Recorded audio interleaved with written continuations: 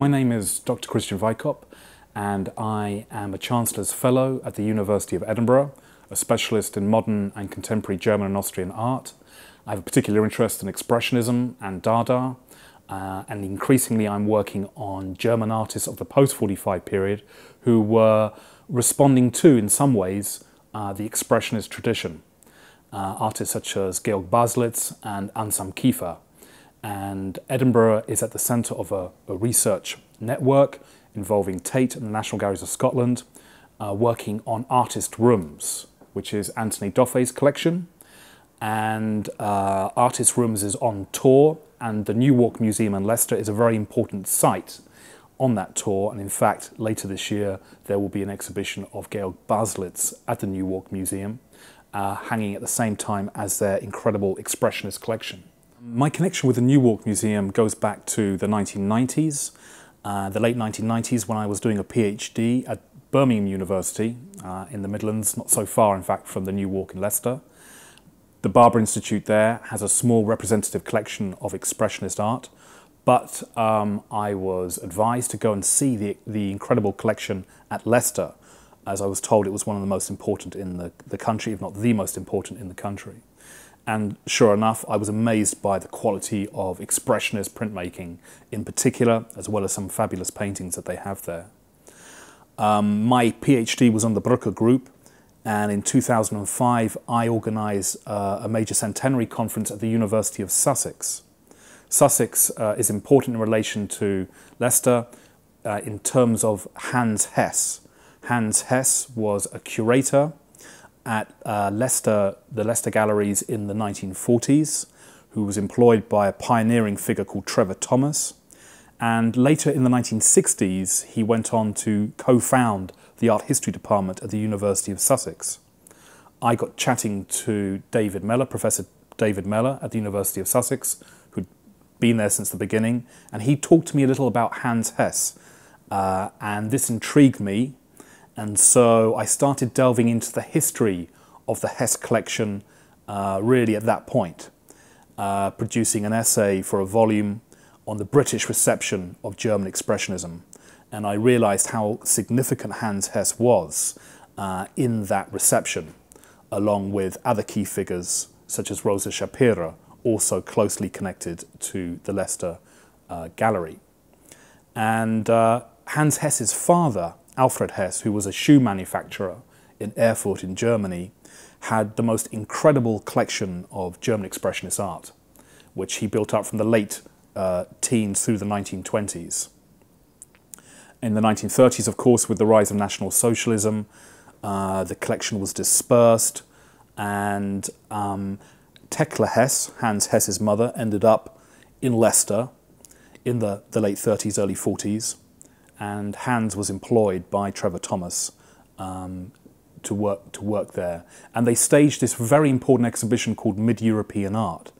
And they had to use that term, Mid-European, because the word German was so inflammatory, of course, in 1944, that it might have resulted in a public backlash to the exhibition. So they staged this show, primarily with works from the Hess Collection that were later acquired.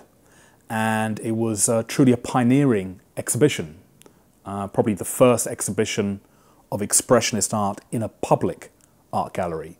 There had been others earlier shows, but in commercial art galleries. I first came to be aware of an Expressionist generation of artists through German philosophy, primarily through the philosophy of Friedrich Nietzsche, who I was aware was a great inspiration for this Expressionist generation. And particularly this young group of artists formed in Dresden in 1905, known as the Brücke, the bridge. This group, Ernst Ludwig Kirchner, Carl Schmidt-Rottluff, Max Pechstein, Fritz Bleil, and others, were essentially architecture students based at the Technical University in Dresden, but they gave up this profession, which was seen as a relatively secure, safe thing to do, defying the wishes, if you like, of their fathers for the far more risky profession of being freelance artists. And most of these artists, with the exception of Max Pechstein, had very little in the way of artistic training. They were self-taught, they were autodidacts. And this appealed to me, I suppose, the kind of entrepreneurial spirit of these young men forming together as a group. And they were very successful in disseminating their group identity through their printmaking. And of course, the New Walk Museum of Leicester has a great selection of prints by the Brucker Group, and sending out portfolios of prints and creating almost a kind of artist cooperative, if you like.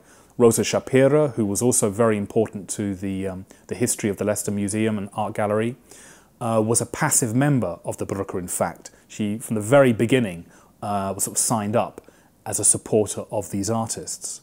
And so these artists were ambitious, they were rebellious, they wanted to renew German art, and I suppose the art was quite sexy. In its early phase, there was the utopianism of the group. They would take themselves off to Moritzburg, the lakes, stripped naked with their models, frolicking amongst the water reeds. There was a kind of sexual charge to the work, which as a young man I found quite appealing at the time. There was also a dynamism and energy to the brushstrokes in the medium of oil on canvas, but also a kind of physical quality to the woodcuts, which I found extremely engaging. And so I specialised in the woodcut culture of the Brucker, in fact, when I worked on my thesis. And as I say, it really is the physical aspect of Expressionism, a kind of a visceral quality, I suppose, that Expressionist painting has, along with Expressionist printmaking. In a sense, they are opposite processes. If you look at Expressionist painting, often the paint is heavily layered, kind of impasto technique, whereas woodcut is the art of subtraction, the extracting of the flesh of the wood, in a sense, to create a relief print. But both processes, whether painting or printmaking, were highly physical, and you could see the energy that went into the actual making of the artwork, which I found very exciting. And I suppose that was what engaged me initially. I mean, the term Expressionism was first applied not to German artists, in fact, but to French artists. Going back to 1911, in the Berlin Secession, the term was first applied to a group of artists who were essentially Fauvist artists, part of the circle of Matisse. And in fact, even earlier in England, in 1910, the term Expressionism was used about an exhibition of modern French pictures in Brighton in July 1910. And the reviewer of the Times, who we think is Roger Fry at that point, wrote enthusiastically about this Expressionist art, but not in relation to German artists, in relation to French artists. And then in the Berlin Secession in 1911, the term is used again, also in relation to French artists. It's not, in fact, until 1914, just prior to the outbreak of the First World War, where the term becomes almost nationalized as German. And there was a very important book published at that point by Paul Fechter called Der Expressionismus, which attempted to link this Expressionist generation with their predecessors in the Northern Renaissance, Matthias Grunewald and Albrecht Dürer, for instance. Ernst Ludwig Kirchner was particularly keen on the association with the German canon. He's an astonishing printmaker, but also rather egotistical, and referred to himself as the second Dürer. And certainly his printmaking output was extraordinary, and the quality was extraordinary. And Leicester have a number of prints by these Brucker artists, by Ernst Ludwig Kirchner, Max Pechstein, and others. I was very much drawn to the prints in the collection. There are, of course, outstanding paintings in the Leicester New Walk collection as well, but I have a particular interest in the woodcut, and there are some very fine examples in the Leicester collection. There is, for instance, a fantastic portrait of Alfred Hess by Max Pechstein. And Alfred Hess, of course, had this amazing collection of German Expressionism, was the father of Hans Hess, who worked at the museum in the 1940s. So this portrait of Alfred Hess has him smoking this extremely long pipe, and Pechstein has kind of rendered the smoke through these incredible sort of chisel marks. It's a very, very accomplished woodcut indeed, a highly engaging work which, you know, really shows the personality, I think, of Alfred Hess as this charismatic great collector of expressionist art. It's a very, very engaging print. There's also an extremely important woodcut, quite a rare impression by the artist Ernst Ludwig Kirchner, called Sailing Boats off Fehmarn. And like all the Brücke artists, Kirchner went to the Baltic coast, seeking out, in a sense, a more primitivist existence. And in this particular print, there's an extraordinary perspective of these boats off the coast, which really sort of takes you into the actual vessel, as it were. And Kirchner has rendered the sea through the resistant material of wood, which is a kind of contradiction in terms, but he does so very successfully. So I think that's a very striking print, and one worthy of close consideration. And of course, there are other works in the collection also relating to the Baltic coast. So there is a painting by Max Pechstein of Nidden. So as Kirchner went to Fehmarn, Pechstein went to this fishing village called Nidden, which at that time belonged to East Prussia. Today it's in Lithuania. And Pechstein really engaged with the local fishing communities there. And in 1911 he produced an extraordinary series of woodcuts of fishermen's heads, which are highly primitivist. He uses thin Japan paper to expose every kind of gesture of the tools, the woodcutting tools. There's a wonderful painting by Max Pechstein, Nidden coastline with fishing boats from 1909. So, you know, very much a kind of classic Brücke painting. And Nidden is where Pechstein went in that year and in subsequent years to, I suppose, encounter a more simple life. Pechstein was a great fan of Paul Gauguin, and when Gauguin went to Tahiti in the late 1890s, and this was recounted in various German magazines, Pechstein was extremely engaged by that story.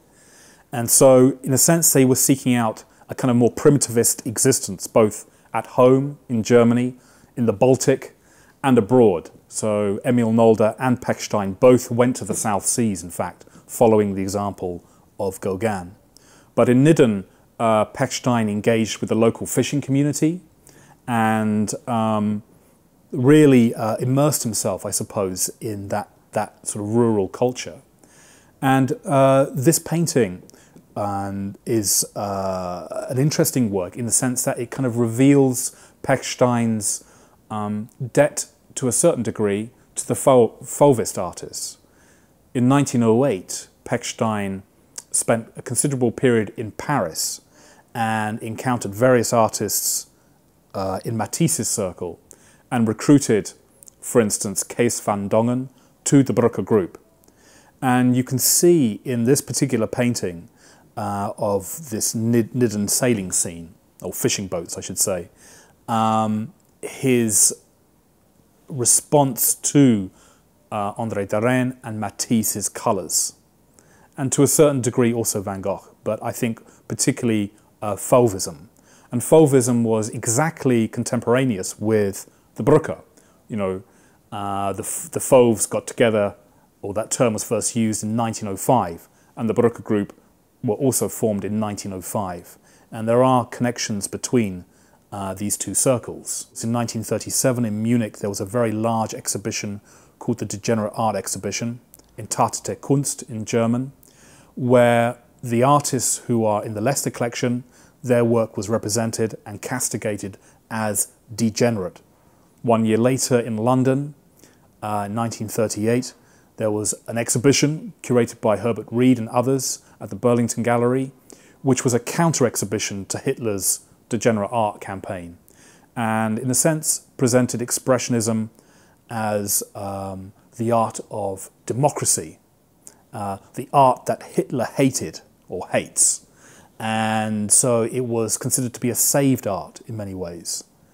Leicester is part of that story as well, because the Mid-European exhibition of 1944 was also accompanied by a small catalogue which refers to the Degenerate Art show and to what had happened to German avant-garde culture. It had effectively kind of collapsed as a result of National Socialism. So in its own way, the Leicester exhibition of 44 is part of that story, part of that kind of counter narrative to Degenerate art, that Expressionism was the art of the free democratic world. And that's also how it was promoted in the United States in the same period. Notably, Alfred Barr of the Museum of Modern Art, the first director of the Museum of Art, also presented Expressionism in this way. Rosa Shapira was delighted to work with Peter Tamori, the curator at Leicester, in the early 1950s, and then, in a sense, the successor to Hans Hess. And in 1953, an exhibition of the work of Carl Schmidt-Rottluff was staged at the Leicester Gallery, the first exhibition ever of a Brucker artist to be held in the United Kingdom.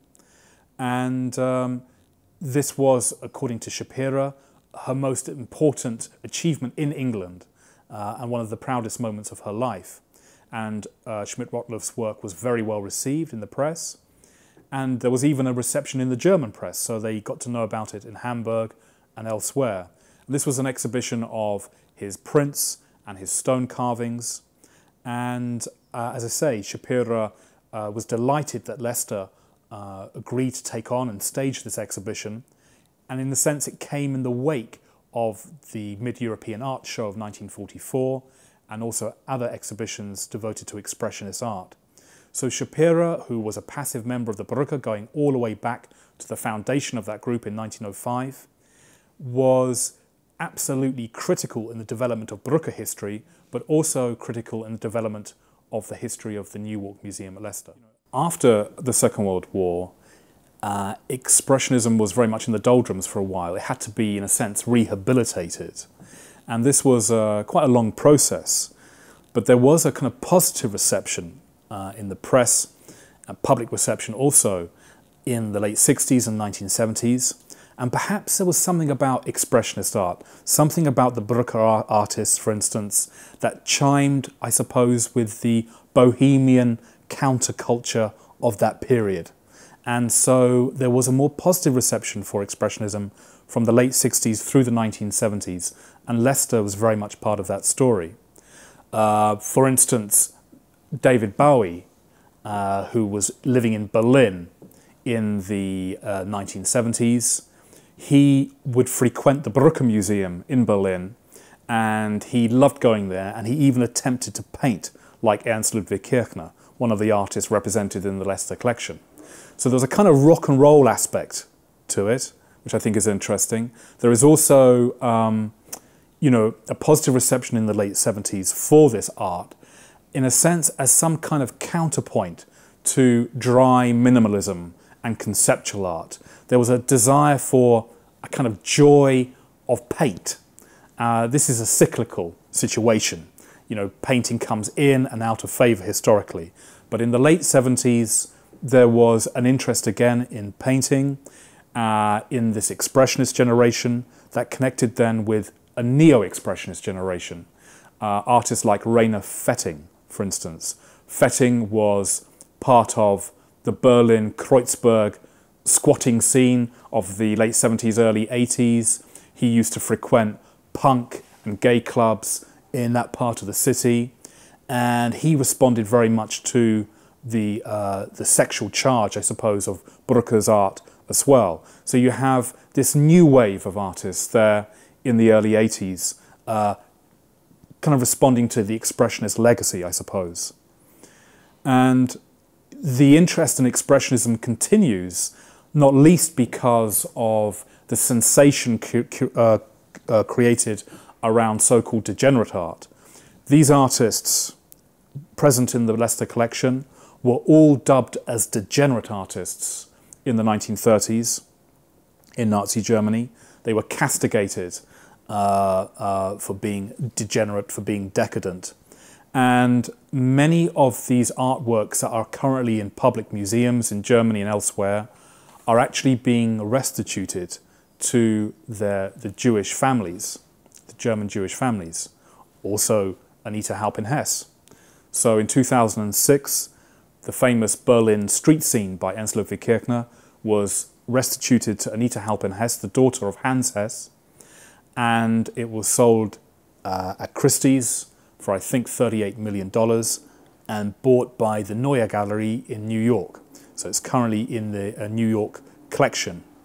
But restitution and a new media focus on degenerate art has, I suppose, re-energized interest also in Expressionism. And so Expressionist art today excites students as much as Picasso or Matisse. And in the art market, Expressionist artworks fetch as much as their French counterparts.